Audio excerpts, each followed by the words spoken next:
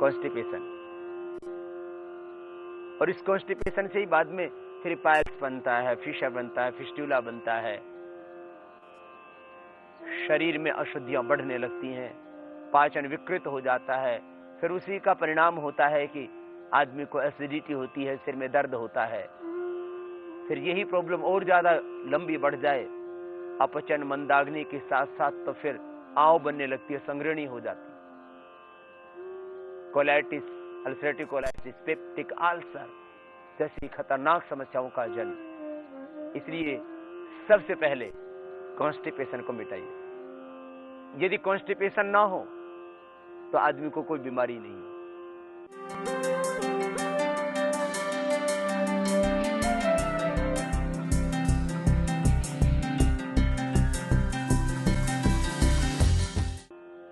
ज्यादातर समस्याएं, मैं नहीं कहता, आयुर्वेद की करोड़ों वर्ष पुरानी संस्कृति में भी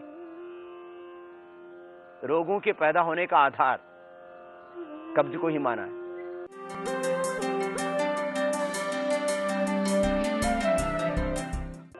अब उस कॉन्स्टिपेशन के लिए आदमी चूर्ण लेता है। आयुर्वेद में भी पंचकार चूर्ण, त्रिफला चूर्ण बहुत ज्यादा, ये रोज लेने की चीज नहीं है।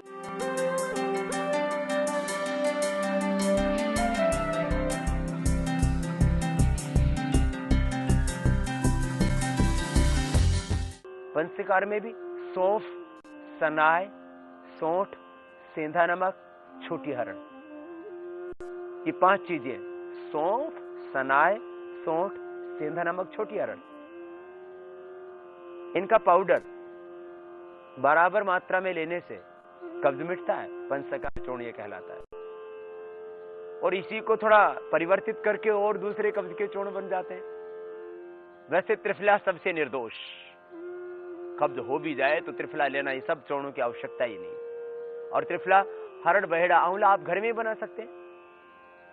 छोटी हरड़ ले लो, बड़ी हरड़ से उतना जल्दी अच्छी तरह से पेट साफ नहीं हो पाता, तो आप हरड़ का चूर्ण बना सकते हो। और कॉन्स्टिपेशन ज्यादा ही है तो आप ऐसा करना, हरड़, बहेड़ा, आंवला, हरड़ दोनों तरह के ले लेना, हरड़ छिलका भी और हरड़ छोटी भी। बड़ी हरड़ का छिलका प्रयोग होता है और छोटी हरड़ पूरी की पूरी प्रयोग में आती है, जो थोड़ी सी ब्लैकिश कलर की होती है।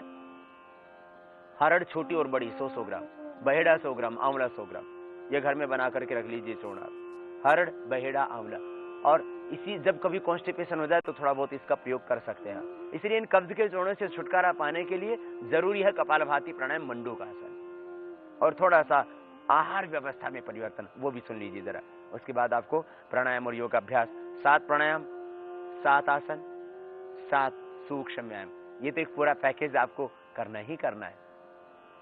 आहार में परिवर्तन करके आप कॉन्स्टिपेशन को मिटा सकते हैं। सबसे पहला परिवर्तन, आप सुबह उठ करके पानी पीना दिनचर्या में। नाश्ते में आप पराठे नहीं खाना, नाश्ते में आप अंकुरित अन्न लीजिए। मूंग सबसे अच्छा अंकुरित अन्नों में, थोड़ा इसमें मूंगफली के 4-5 दाने, 4-5 दाने बादाम के, 5-7 मुनक्का, इसी में आप ले सकते हैं। मुनक्का, बादाम इसी में ले लीजिए, पौष्टिक भी हो जाएगा। प्रातः रहा आपका नाश्ता, 4-5 बादाम के दाने, 4-5 मूंगफली के दाने और लगभग 1 कटोरी मूंग, जितना आपको भूख हो उतना ले सकते हैं। मूंग अंकुरित किया हुआ, कभी कभी गेहूं को भी अंकुरित करके ले सकते हैं। यदि मूंग थोड़ा महंगा होता है, एक आम आदमी नहीं ले सकता हो, तो वो गेहूं को भी अंकुरित करके खा सकता है, उसमें भी उतना ही आपको आरोग्य मिलेगा। तो गेहूं, मूंग, थोड़ा बहुत चना भी थोड़ा इसमें डाल सकते हैं, मोठ भी थोड़ा कभी कभी डाल सकते हैं, थोड़ा इसमें बादाम डाल सकते हैं, आपका सामर्थ्य हो तो थोड़ी मूंगफली डाल सकते हैं। और मुनक्का, मुनक्का लंबी होती है जिसमें बीज होता है, और इसके पानी को फेंकना नहीं है, मुनक्का का तो अलग भिगोइए, मुनक्का को अलग भिगो के उसका पानी भी पीना है और उसका बीज फेंक करके मुनक्का को खाना है। और काली जो द्राक्ष होती है, काली मुनक्का, उसको तो आप बीज सहित ही खा लेंगे। गुजरात में ज्यादा प्रयोग करते हैं, उत्तर भारत में कम अपेक्षाकृत लोग प्रयोग करते हैं इसका। तो नाश्ते में आप अंकुरित अन्न लीजिए, और रोज अंकुरित अन्न लेने की आवश्यकता नहीं, थोड़ा चेंज कर लीजिए, जिससे आहार आपका संतुलित रहे और संपूर्ण रहे, आपकी जो है कंप्लीट फूड हो आपका और बैलेंस फूड हो आपका। इसके लिए जरूरी है थोड़ा सा चेंज कर ले। अंकुरित अन्न, कभी आपने ले लिया पपीता तो कभी सेव। कॉन्स्टिपेशन के लिए सबसे अच्छी चीजें, सुबह अमरूद ले सकते हैं आप, अमरूद लें। किसी किसी को खाली पेट अमरूद खाने से गैस बन जाती है, तो फिर वो दोपहर के खाने के बाद अमरूद लें। अमरूद कॉन्स्टिपेशन के लिए बहुत अच्छी डाइट। अमरूद लीजिए, कोई चूर्ण खाने की आवश्यकता नहीं, न पंचकार, न दिव्य चूर्ण, न उदरकल्प चूर्ण, और कोई भी बाजारू कोई भी चूर्ण, या आपको ये मैं त्रिफलादि भी बता रहा था, या जो है 7 द्रव्य बताए उनको बाल के, कुछ झंझट करने की आवश्यकता नहीं। आप अपने भोजन में सेव को शामिल कर लीजिए, अमरूद को शामिल कर लीजिए, पपीते को शामिल कर लीजिए। अमरूद, सेव, पपीता। और यदि ये फ्रूट मान लीजिए कोई नहीं खरीद पाता हो तो क्या करें? अमरूद वैसे सस्ता होता है, सब खा सकते हैं। अमरूद कॉन्स्टिपेशन के लिए रामबाण। लेकिन एक बात याद रखें, हमसे अमरूद के बीज नहीं चबाने। अमरूद के बीज चबाने से जिनको अल्सर होता है उनको नुकसान हो सकता है, और अमरूद के बीज चबाने से कॉन्स्टिपेशन होता है। और कुछ लोग तो अमरूद के बीज फेंक देते हैं, छिलका छिलका ही खाते हैं। ये और ना समझिए। अमरूद को गोल काटिए, बीज से पकड़िए, साइड का जो भाग है उसको दांतों से चबा के खाइए, और जो बीज का जो बीज वाला भाग है उसको मुंह में घोल करके निगल जाइए। तो अमरूद के बीज चबाने नहीं, अमरूद कॉन्स्टिपेशन के लिए रामबाण। और इससे चेहरा लाल सुर्ख हो जाएगा, हीमोग्लोबिन बढ़ जाएगा आपका। जो सेव नहीं खा सकते वो अमरूद खाएं। सेव महंगे होते हैं, अमरूद सब खा सकते हैं। सेव में भी आयरन होता है, अमरूद में भी पूरा आयरन होता है। और सेव पेट को साफ रखता है, ये भी पेट को साफ रखता है। सेव से आपका हीमोग्लोबिन बढ़ता है, अमरूद से भी हीमोग्लोबिन बढ़ता है। और कॉन्स्टिपेशन को मिटाने में सेव से ज्यादा लाभदायक है अमरूद। और सर्दी का अमरूद तो और भी ज्यादा उपयोगी होता है, क्योंकि उसमें कीड़ा आदि का कोई भय नहीं होता। बरसात के अमरूद में कभी कभी कीड़ा आदि होता है, थोड़ा देख के खाना होता है।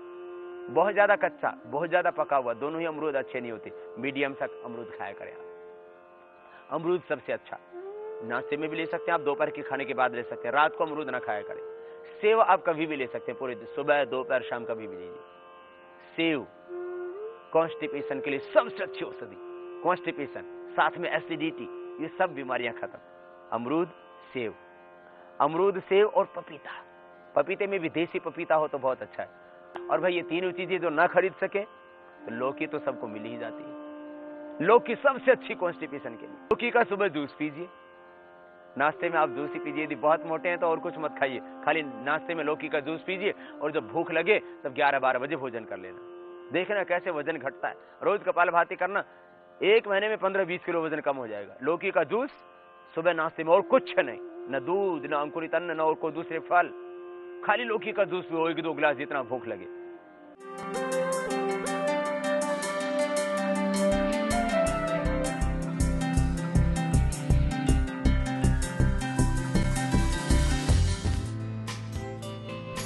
योग यात्रा में अब तक आपने देखा कब्ज का इलाज, घरेलू उपचार। योग यात्रा में आगे है एक्यूप्रेशर से कब्ज का इलाज।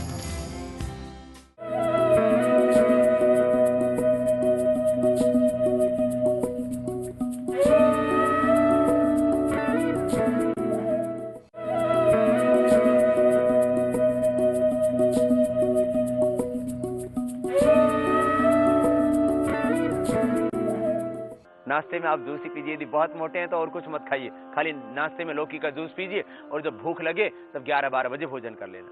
देखना कैसे वजन घटता है। रोज कपालभाति करना, 1 महीने में 15-20 किलो वजन कम हो जाएगा। लौकी का जूस सुबह नाश्ते में, और कुछ नहीं।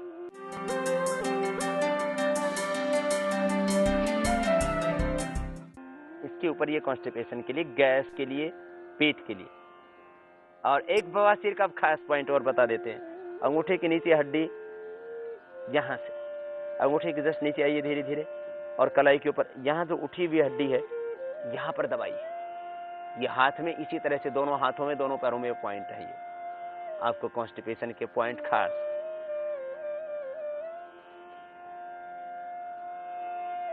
ये कॉन्स्टिपेशन के लिए, कॉन्स्टिपेशन फिशर फिस्टुला के लिए। अब खास पॉइंट, बवासीर की प्रॉब्लम है, यहां से थोड़ी को दबाइए। थोड़ी को यूं दबाने से कॉन्स्टिपेशन दूर होता है, कब्ज, कॉन्स्टिपेशन। और शौच जाते समय दांतों को दबाइए, दांत भी स्वस्थ होंगे और कॉन्स्टिपेशन नहीं होगा। दांत दबा करके सोच जाइए आप। और शौच जाने के लिए इंडियन टॉयलेट में बैठिए। यदि आपको घुटनों में बहुत ज्यादा दर्द है तो मैं नहीं कहता, बाकी आप इंडियन टॉयलेट में यूं बैठते हैं, इससे कॉन्स्टिपेशन ऐसे ही नहीं होता। ये जो कमबोर्ड है इसी ने आदमी को कॉन्स्टिपेशन कर दिया और इसीलिए आदमी के पेट खराब हो गए। ऐसे बैठना, भारतीय स्टाइल से टॉयलेट जाना, भारतीय स्टाइल से खाना खाना, ये अपने आप में लाभप्रद है। देखो ये आंतों के पॉइंट, पिंडली दबाने से आंतें ठीक हो जाती। उल्टे लेट करके या तो किसी दूसरे व्यक्ति से दबाएं या खुद भी ये पिंडलियां दबाएं, इससे आपके आंतें स्वस्थ हो जाएंगी। ये दबाइए पिंडलियां पीछे से, जो काफ है इसको दबाना है। पिंडली दबाने से आपके आंतें स्वस्थ हो जाएंगी। ये दबाइए पिंडलियां, पिंडली दबाने से आंतें स्वस्थ हो जाती हैं। दूसरे व्यक्ति से दबा लीजिए आप। पेट में गैस है वो भी खत्म हो जाएगी, इससे आंतें स्वस्थ होंगी, अल्सर की प्रॉब्लम दूर होगी, कोलाइटिस की, मुकस, आंख की प्रॉब्लम दूर होगी। पेट की सारी समस्याएं, पेट जिनका दुखता रहता है, आंतों पर सूजन है, लीवर पर सूजन है, सब ये पिंडली दबाने से ठीक हो जाती है।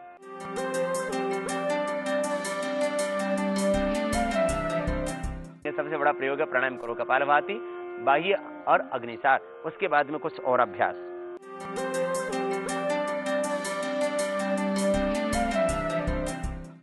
अनुलोम विलोम प्राणायाम करना बाह्य प्राणायाम के बाद, अग्निसार और बाह्य प्राणायाम करने के बाद अनुलोम विलोम, क्योंकि कपालभाति प्राणायाम कॉन्स्टिपेशन में ज्यादा लाभ करता है, इसलिए उसकी मात्रा बढ़ा देना।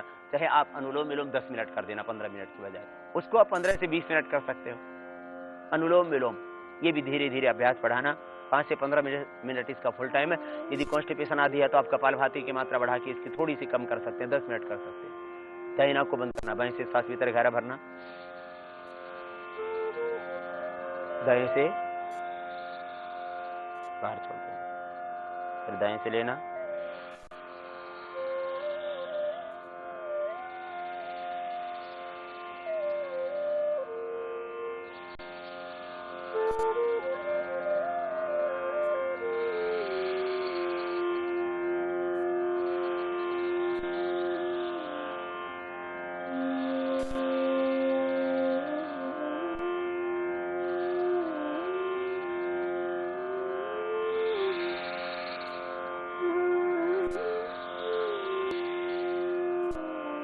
पवित्र भाव और संकल्प के साथ शरीर, मन, प्राण, आत्मा, पिंड, ब्रह्मांड सब कुछ आभामय, ज्योतिर्मय, तेजोमय हो रहा है। इस भाव से यह अनुलोम विलोम प्राणायाम धीरे धीरे बढ़ाते हुए अभ्यास 5 से 15 मिनट।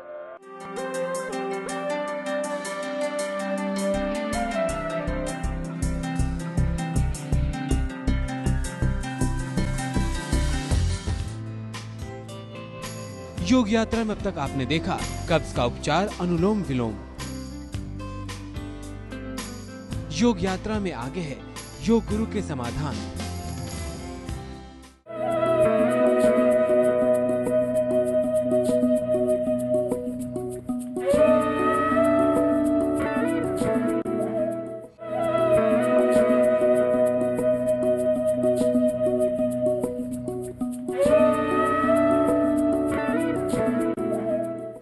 इसके ऊपर ये कॉन्स्टिपेशन के लिए, गैस के लिए, पेट के लिए ये पिंडलियां दबाएं, इससे आपके आंतें स्वस्थ हो जाएंगी। ये दबाइए पिंडलियां पीछे से, जो काफ है इसको दबाना है। पिंडली दबाने से आपके आंतें स्वस्थ हो जाएंगी।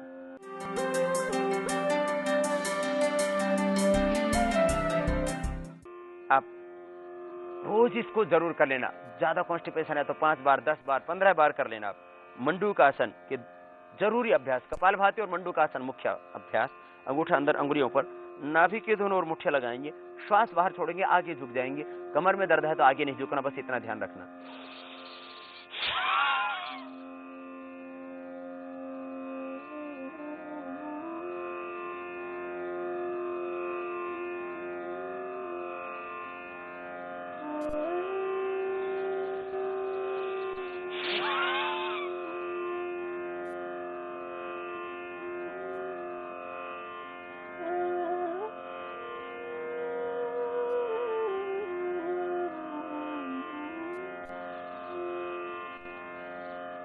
मंडूकासन का ये फर्स्ट पोज आप 5 से 10 15 बार तक कर सकते हैं। कॉन्स्टिपेशन ज्यादा है तो कॉन्स्टिपेशन सहित पेट की तमाम समस्या और डायबिटीज आदि की प्रॉब्लम इससे मिटेगी।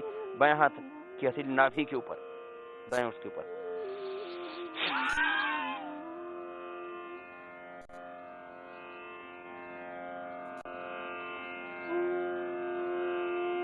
रोक उठिए।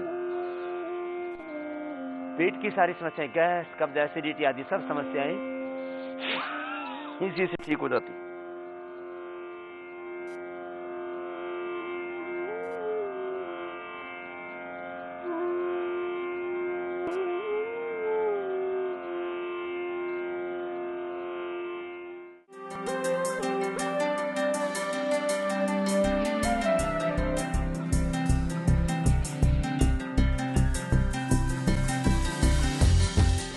पुनीत शर्मा, मेरी उम्र 18 साल है, मेरा वजन 58 किलो और मेरी लंबाई 5 फीट 9 इंच है।